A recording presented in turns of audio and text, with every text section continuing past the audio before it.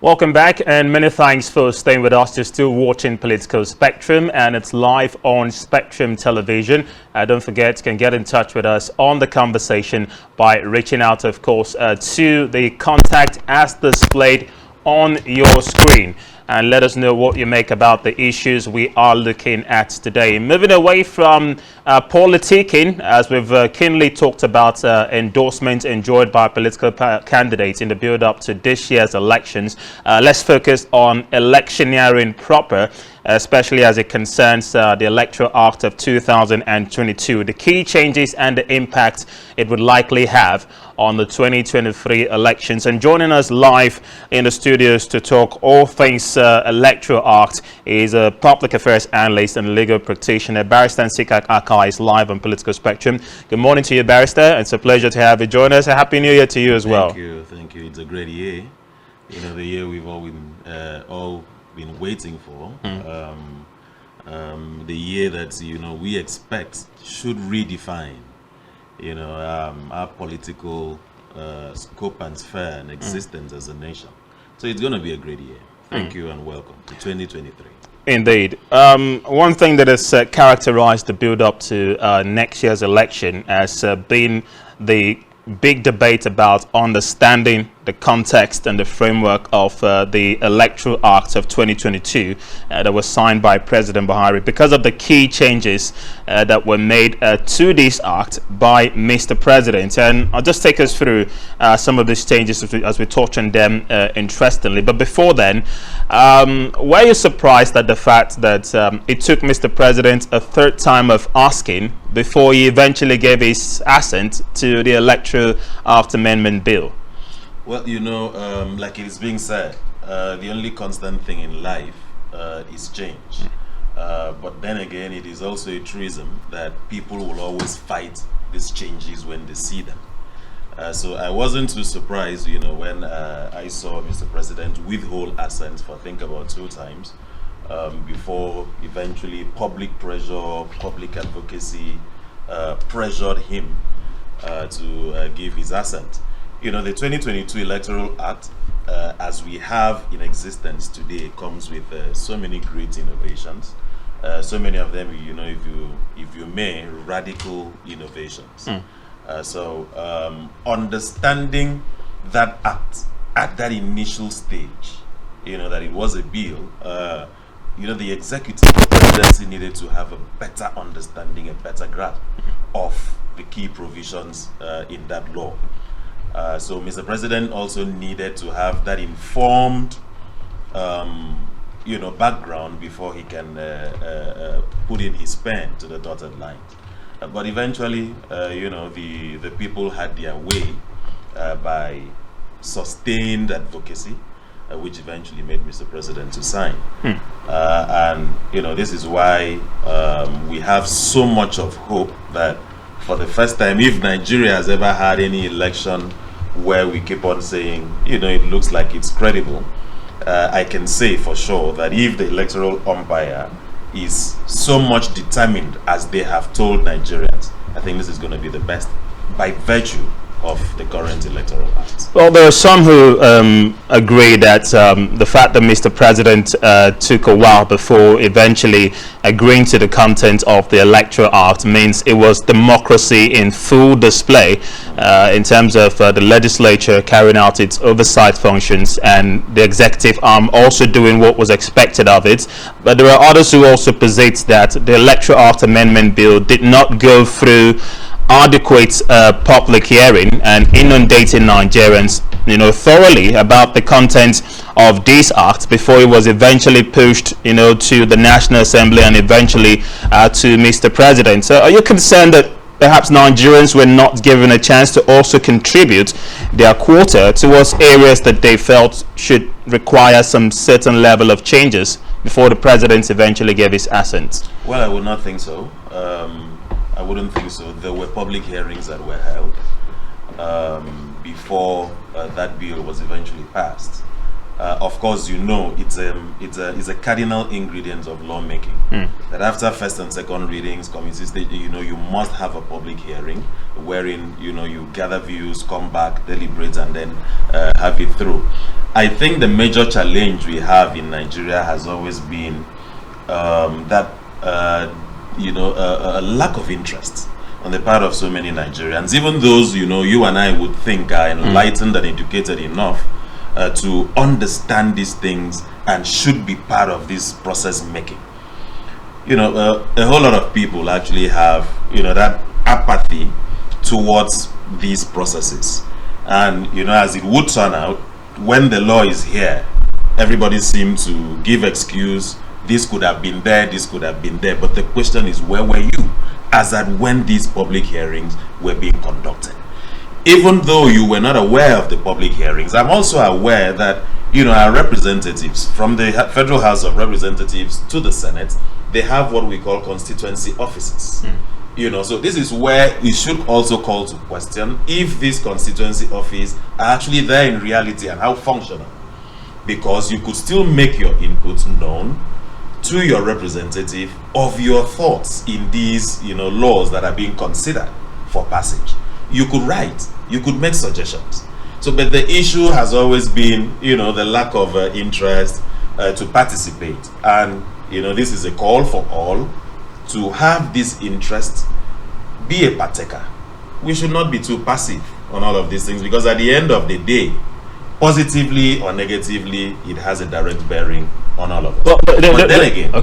But then again, on the other issue about the presidency withholding assent, and then I also heard you mention the National Assembly, some people giving them a tap on the back, of their role in oversighting. But again, you also know that even the National Assembly shot themselves on the foot, even in this bill that has now become an act. For instance, Section 84 that talks about who should be a voting delegate. Are they included? Are they included? Because they failed to pay attention to these details when they were considering, either as a at the committee level or even at the committee of the whole. Did they look at all of these things to see that Section 84, I think 9 or 12, excludes them, even them, from enjoying the delegate election? So it became a problem, and had to hurriedly look for another way to re-amend and then go back to Mr. President, and he withheld assent on that particular point. So I think if we are to do these things, lawmaking is a very serious business. Good enough, we are going into an election year. So many persons are up there selling what they feel are their manifestos. I want to go to the House of Reps, I want to go to the Senate, I want to go to the House of Assembly. The legislature, for me, is the only thing that makes us say that we have a democracy. Take away the legislature, take your mind back to the military rule. You will never have that, but you will have the executive, you will have the judiciary function. So it is the legislature that brings democracy to bear. So we should not send people who do not have any reason to be at the legislature. Interesting. Well, it's good you factored in the issue of voting delegates as it concerns the legislature. And when I asked about the possibility of the lawmakers actually taking this bill to Nigerians through public hearings, one of the provisions of the new act is an encouragement of early party primaries by political parties. But rather unfortunately, most of these primaries and understanding its context were unfortunately characterized by the debate of direct or indirect primaries for political parties across the country. That issue seemed to have hampered the process a little bit, and we know it eventually led to a series of litigations by several political parties, which INEC is complaining about in the build-up to the elections. So if these issues are not still addressed up until now, then going into further elections, we might still be having most of these challenges. Well, I think the current election that we are about to conduct as a country is going to redefine a whole lot of things about, including party primaries. Like you have said, yes, the political gladiators in the various political parties were also trying to weigh the options, which of the mode of primaries would actually be the best. Is it direct, indirect, or the consensus, which is also recognized by this law? understanding that process at that initial stage. Remember, the law came into force just about a few weeks or months into the party primaries, so it posed these challenges, and this for me could amount to, or could account to, the many litigations that followed. I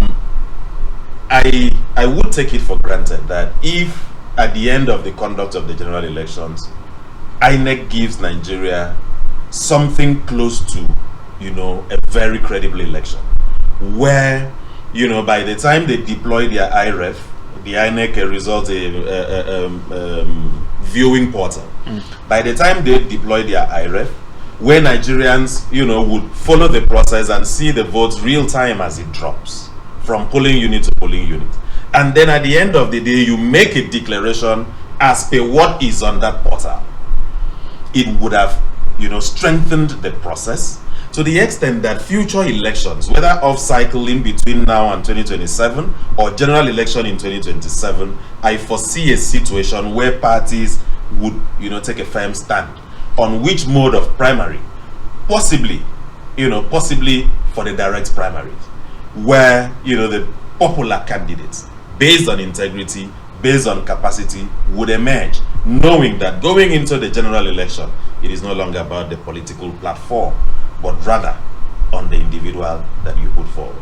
Why do you think that there was some level of disagreement around this particular issue, determining how political parties should elect or bring out their own candidates going into elections? Because some posit that it should be at the party's discretion to determine how they want to bring out their candidates, and not the Electoral Act or any law of the country deciding that for them.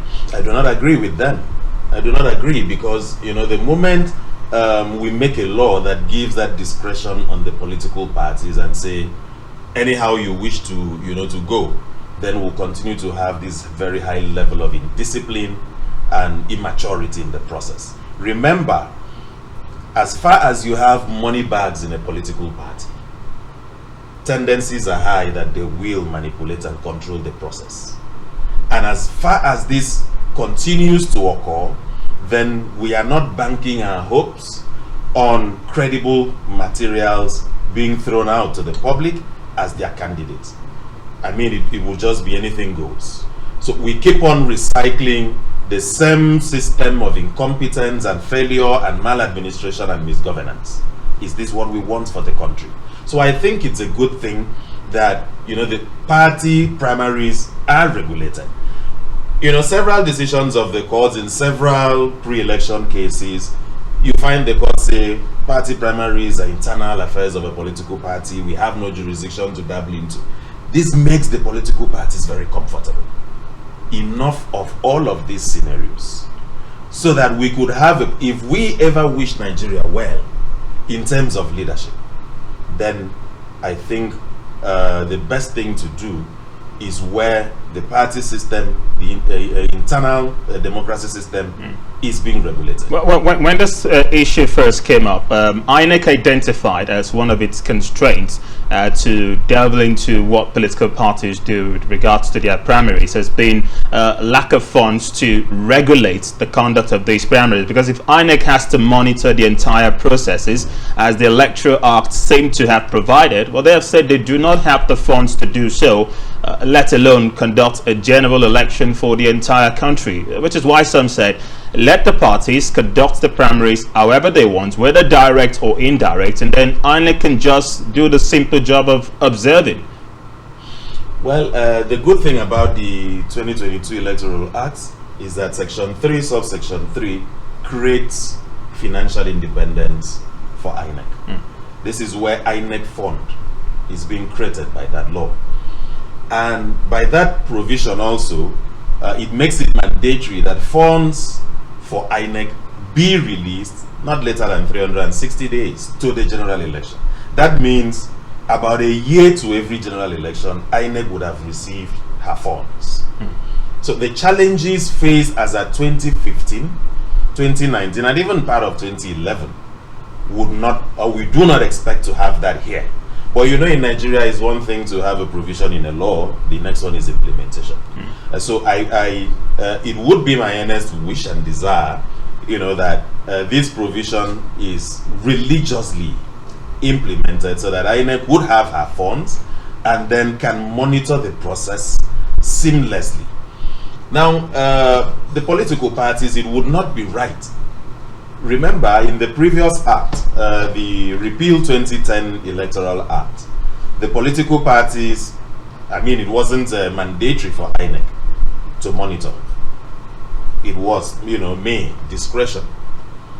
But in the current Electoral Act, Section 84, 85(1) makes it mandatory that INEC shall monitor the process. And as a follow-up, not just monitoring, what happens after that? Because I follow through with most of the court cases that a lot of parties have in the build-up to the elections, and they've all complained about INEC's interference, because at the end of the day, you have INEC saying, we monitor this process, and this is the candidate we think actually emerged victorious. I could cite an example here in Akwa Ibom State. The APC Northwest Senatorial District primaries saw the initial emergence of DIG Ekbodum as the candidate of the party, but INEC, or rather the APC, conducted another primaries which eventually led to the emergence of Senator Godswill Akpabio. But INEC is saying we can only recognize DIG Ekbodum as our candidate and not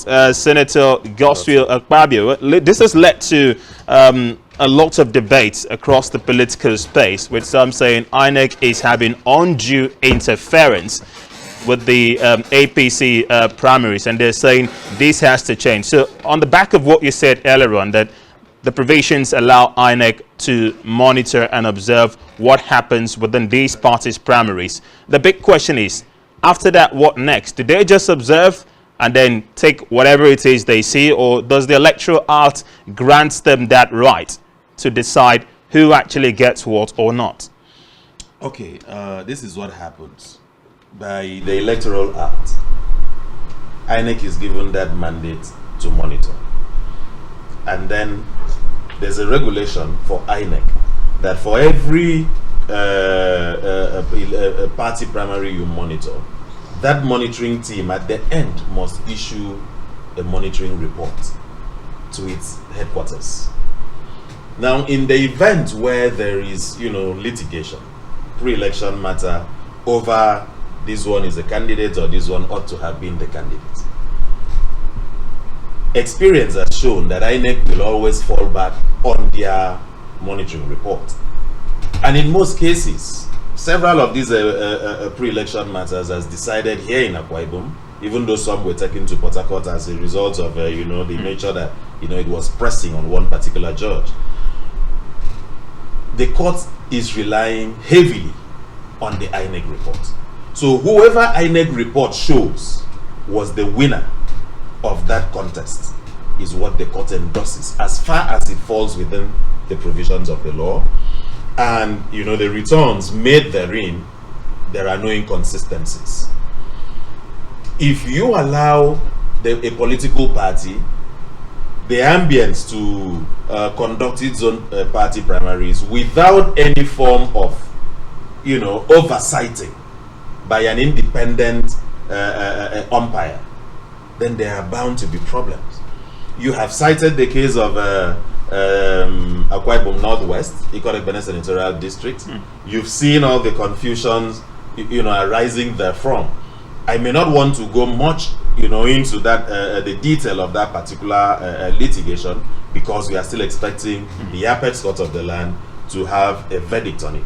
But I believe that at the end of the day, whatever the apex court would say would have put to rest all of these contentions, particularly concerning that senatorial district.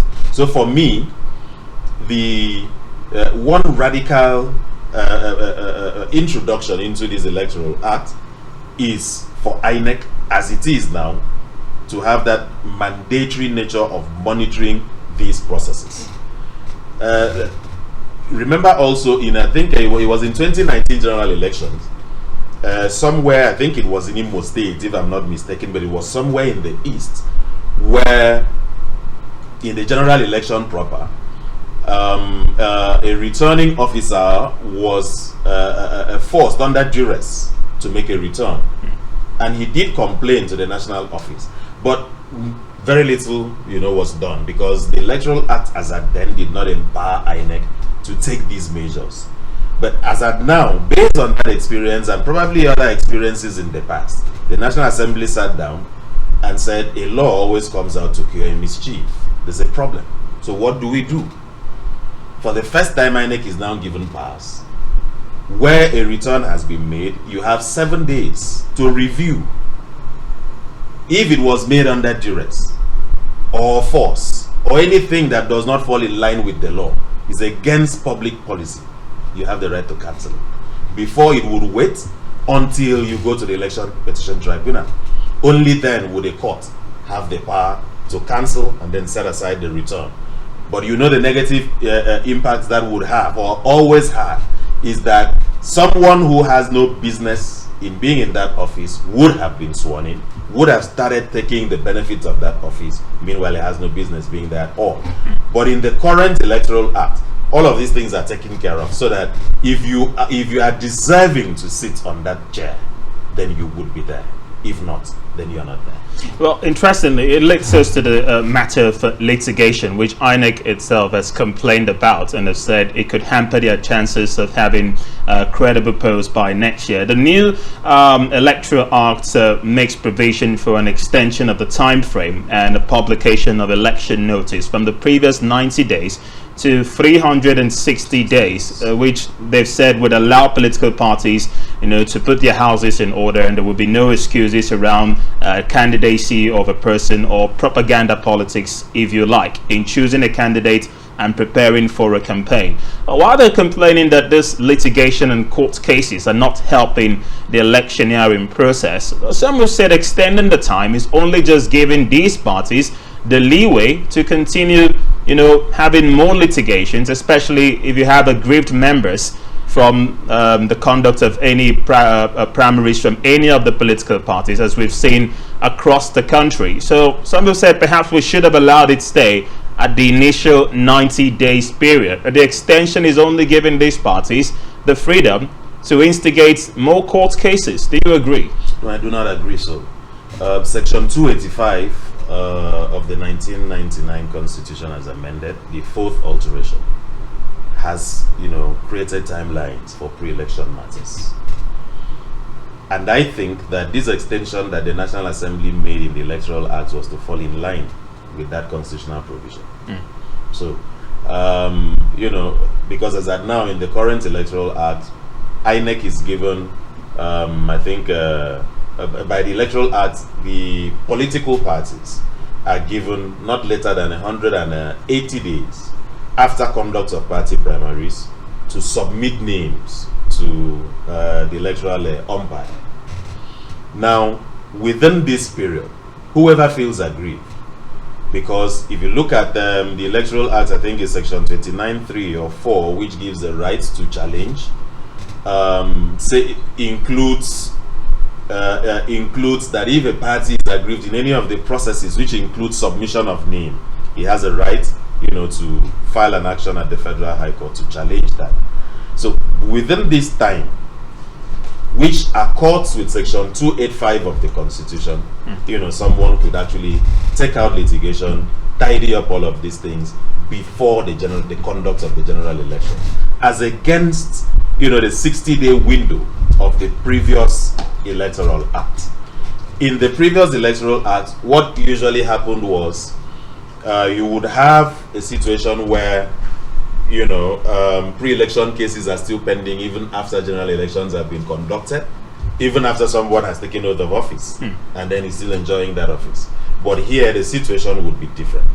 Most of these cases, I do not foresee any of them linger beyond February 25 if it has anything to do with the national elections. Well, looking at this issue of time frame, let's get an understanding of where by-elections come in here before the polls actually come around. And this time I'll make reference to the APC gubernatorial primaries in Akwa Ibom State, where the court ordered for a rerun a little over a month ago in a space of 14 days. Well, those 14 days have actually elapsed. Yes. The APC is yet to conduct a rerun for that primary. An appeal. Because there's an appeal, yes. And I wonder, pending when the judgment of the appeal court will come and the possibility of the case going to the Supreme Court, what is INEC going to do in a situation like this? Because people are watching, and we're also taking note. It's barely 55 days before the elections come around. Well, you know, I'm glad, you know, you follow the trend. That is why you have also anticipated it could also end up at the Supreme Court. Now, assuming, you know, now we are doing academic exercise, which I do not like going into, but just assuming the matter ends at the Supreme Court, and the Supreme Court does not make that same order of a rerun for that party primary, and then it proceeds, you know, to make a return and say, no, this person was validly nominated, or he wasn't, but it was the other person, then there would be no issue of, you know, by-election or anything like that. Take your mind back to 2015, when Obo Umana Konumana challenged the electoral victory of the incumbent governor, Mr. Dom Gabriel Emmanuel. You followed through the decision from the tribunal. You went to the Court of Appeal. There was a time, you know, it ordered a rerun in, I think, 14 local government areas. But at the end of the day, it went to the Supreme Court. What was the verdict? It wasn't done anywhere. So I think it would be proper, you know, to just exercise patience and then wait for the court process to be completed. Then and only then would we know what the extant order of the court would be as regards Guba tickets for the APC in Akwa Ibom. I'll come back to you in a short while, but just in case you are tuning in, you're watching Political Spectrum, and we're live on Spectrum Television. Don't forget, you can be a part of the show as well by joining us on the conversation. Reach out to us on the contact as displayed on your screen. Don't forget to follow us on all our social media platforms, and you can follow the live feeds via YouTube. Just search on our website, spectrumtv.ng. We've been talking to Barrister Sika Akai, a legal practitioner and a public and political affairs analyst. We're talking all things Electoral Act as we build up to the 2023 elections, which will come up on February 25 and March 11 respectively. Understanding the content and the context of the Electoral Act is what we're keenly focusing on. The other grey areas and interesting ones at that to look at as far as the Electoral Act is concerned. INEC given the power of review to review the final decision of the returning officers in respect of questions of unmarked ballot papers, rejected ballot papers, declaration of scores of candidates, and the return of a candidate within 7 days of the decision. I find this particular part interested because it all focuses on paper. We have ballot paper, rejected ballot papers, and all of that at a time where we're conducting elections for the first time in the history of the country purely on electronic basis, with the provision of the BVAS system that INEC has said will allow for credible elections. Well, to the layman on the streets, the whole news about electronic voting seems pretty new to them, but most of them do not really understand how safe it would be for them to go out, cast their ballot electronically, and ensure that it is safe beyond the promises made by INEC that this process will allow for a free and fair polls. Does the Electoral Act really safeguard voters, the choices of voters at the outcome of the polls eventually? I think what INEC is about to do does not include electronic voting, but rather electronic transmission. Then the accreditation process is no longer going to be manual, but through the BVAS system. Constantly, INEC has tried to raise the confidence level of Nigerians to these processes that they have the capacity to get these things done. I think about 2-3 days ago, the national chairman was addressing a group, and he made it clear that the BVAS machines are ready for the about 186,000 plus polling units all across the country. They have it all distributed, and INEC has also assured Nigerians that the system they have built, they can boast that there would be no incidences of hacking or interferences.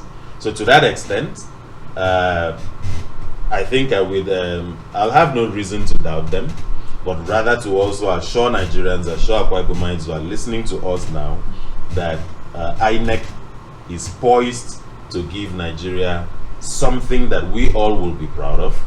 So therefore, if there's anybody that had any misgivings, saying that election in Nigeria has always been this, has always been that, there's no need for me to go out to vote, we are here to discourage you and to encourage you and dissuade you from those kind of thoughts by encouraging you to go out on election day, carry your PVCs, go to your polling units, ensure you are accredited with the BVAS, ensure that your VIN is not taken by anybody.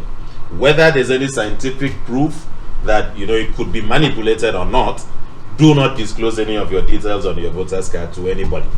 Get accredited, cast your vote. I assure you that your votes will count. If it has never counted before, I have every reason to believe that in this particular process it will count.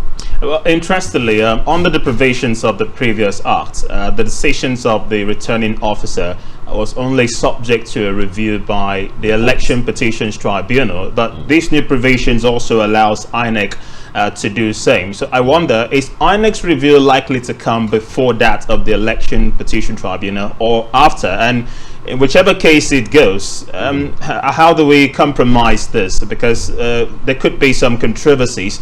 At the end of the day, let's say INEC has a different stand from what the Election Petition Tribunal would likely say. Well, I think the framers of this law had also taken into consideration the fact that once a declaration is made, from that day going forward, a petitioner, someone who has lost and is aggrieved, has 21 days to approach a tribunal. Therefore, I think they had that in mind when they gave INEC 7 days to review. Meaning that, because a petitioner may not be able to gather all the documents within 6 days to approach the tribunal. It could take up to 10, 11, or 12. So, factoring in all of these, the petitioner could also include whatever is the decision of INEC in the instance where a review has occurred, and then present all of this to the court. The review that INEC is going to make is not final and cannot be final. Therefore, it is subject to judicial review. So at the end of the day, the election tribunal, for me, would still be the ones to pronounce on, the legitimacy or otherwise of that review that INEC did. But it is good that at least INEC is not made to be that system of garbage in, garbage out as it used to be. So it shows that it is not a robot.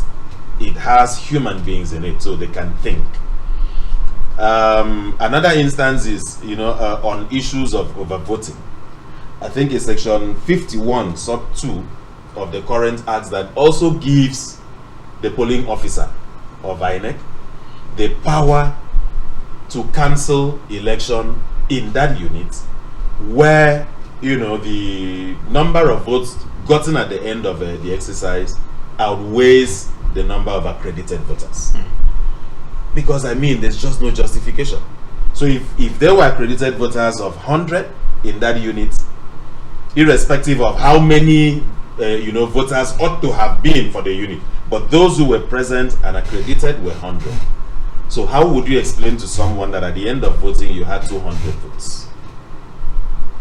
So INEC has that power. and I think it's something we also need to encourage. There are already concerns with regards that with INEC having some sort of baptism of fire to testing the waters as far as the Electoral Act is concerned. With the recent Osun State governorship election a few weeks back, INEC admitted in court that they had cases of overvoting at the Osun election, which saw Governor Ademola Adeleke emerge. And that's just one state, and we're having over 30-something states to conduct elections in this year. Isn't that a concern? It's early days yet, and we're already having issues in terms of the modifications that the new act has actually enabled, with issues surrounding overvoting, as you said. Well, I think there's a strategic team in INEC that sits to assess and appraise elections which they have just come out from and the ones they are going into. Given the incidences, in Osun, as you have made reference to, I think INEC would also have to look into this direction and see how to reduce, if it cannot drastically, curtail it completely. They can look at it and then see how best, could this measure be checked. The other issue would also have to be with their personnel. And this is why it is good, like we had mentioned earlier, Section 3, Subsection 3, which gives them financial independence and early release of funds, so that INEC could also need to get as many ad hoc staff as would be possible to assist, in checking most of these things, to ensure that anything that portends, or that has the capacity to bring some level of mod into the process, they could check. So I think coming out from Osun and then going into the general elections of about how many states, something needs to be done, and I do hope that something would be done before that. In a few seconds, the Electoral Act is a laudable effort, some would agree. To what extent do you think its successes would be recorded, not just for the 2023 polls, but subsequent elections in future? I don't know how you want me to assess on a scale of... as you deem fit.